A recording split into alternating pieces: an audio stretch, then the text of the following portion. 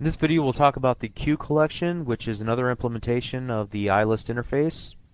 Again, I would encourage you to, if you haven't already, to take a look at video 2030, Intro to Collections.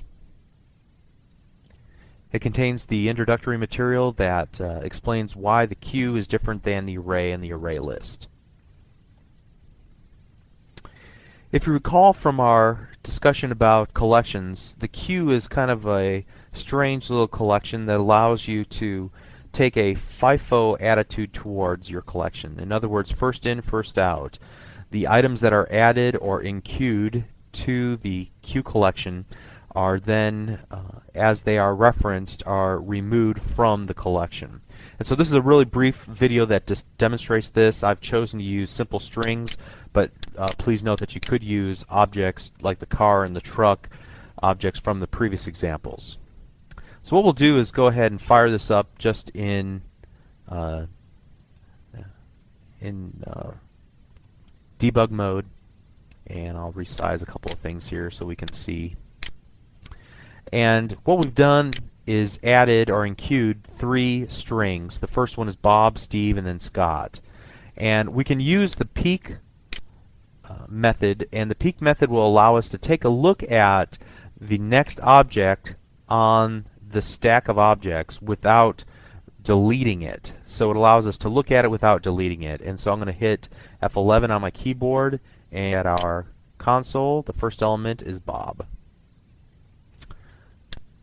Now we're going to loop through each of the elements, do while not myQueue.count equals 0, and I'm going to use the dequeue. So this is going to allow me to access each of the items as they were originally added. So the first one that comes in, which is Bob, will be the first one dequeued and will be removed from memory. When you use the dequeue method, it returns an instance of whatever the object is. In this case, it's a string object, so that we can save it off and do something with it.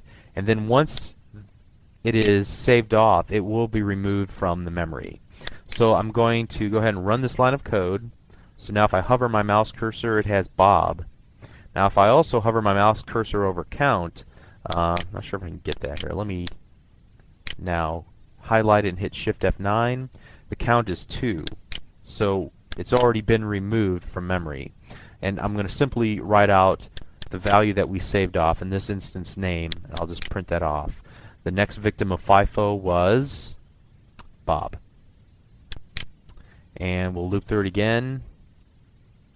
Up to this point, the count is Shift F9 is 2. I'm going to run this next line of code, which is dequeuing. We'll notice that Steve was the next victim of dequeuing, and we'll highlight count here and hit Shift F9, and notice that it's been reduced to 1. So as soon as dequeued is called and the next line of code is executed, then it pops it off. It gets rid of it. So let's go ahead and just run the rest of the example here by stepping through. And I don't have any line breaks, but you can see the first element was Bob. That's using the peek method. The next victim of FIFO was Bob. The next victim was Steve, and the last victim was Scott.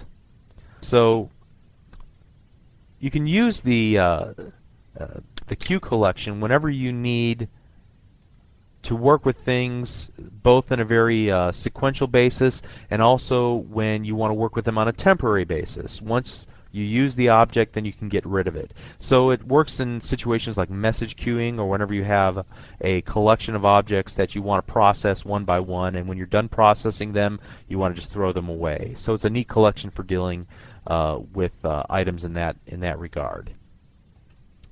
The challenge with it, and why you don't want to use it all the time, because it doesn't have the robustness of the array or the array list. You don't have as many methods and properties. In fact, I've kind of showed you the ones that stand out. There's really nothing else to do with this collection. So I hope you learned a little bit more about the queue collection, and that if a situation warrants, you'll know how to use it and where to use it. Thank you.